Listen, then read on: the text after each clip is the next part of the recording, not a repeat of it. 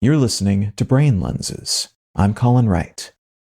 In the world of sociology and facets of psychology, the term social exchange theory encompasses a collection of theories oriented around the idea that our relationships are predicated on exchanges. At the most obvious level, this might mean my relationship with the person behind the counter at a local coffee shop is based on my giving that person money and they, in return, making me a cup of coffee. If I don't give that person enough money, they won't make me a coffee. And if the coffee is not up to snuff, maybe they don't make it right, maybe they serve it to me cold when I ordered it hot, I might not give them money or demand my money back. If the exchange is not a balanced one, then the relationship suffers and perhaps even ends. They might no longer serve me, telling me to go away if I insist on paying less than the sticker price of my coffee. And I might take my money elsewhere if they consistently serve me an inferior product for what I consider to be too high a price. The claim of social exchange theory is that this same dynamic plays out across all of our relationships. When we enter a business relationship, a friendship, or a romantic relationship with another person,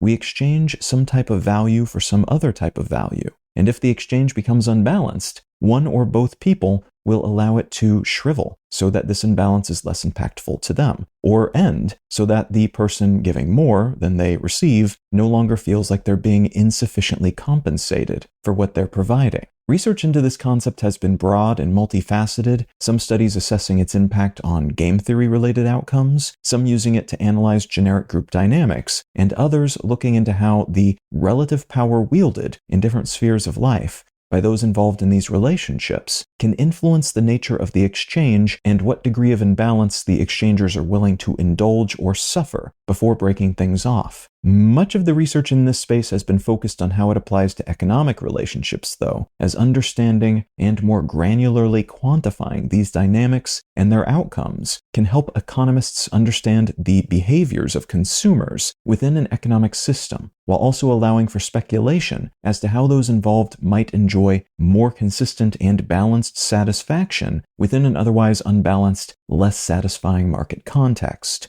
Said another way, this theory, and the fractional theories of which it consists, suggests that the way we behave toward other people is influenced by the exchange of some type of value between us and them, and how strong or weak those relationships are based on all sorts of additional variables: environmental, interpersonal, cultural, etc. Adjusting a community's sense of fairness or trust, then, might lead to positive or negative consequences for the relative stability or productivity of that community, just as an individual becoming more tolerant of temporary imbalances in what they give and get in their personal relationships might allow them to maintain more friendships over time because they won't immediately break off contact with a friend who has a bad day, month, or year, though perhaps at greater personal expense. The core premise of this concept, though, whether we're looking at economic outcomes or the nature of friendships and communities, is that we will tend to look for relationships that give us something we want, and we'll tend to want as much of that value as we can get with the least cost to ourselves, whether that means paying money for something or investing psychological energy in a specific type of friendship.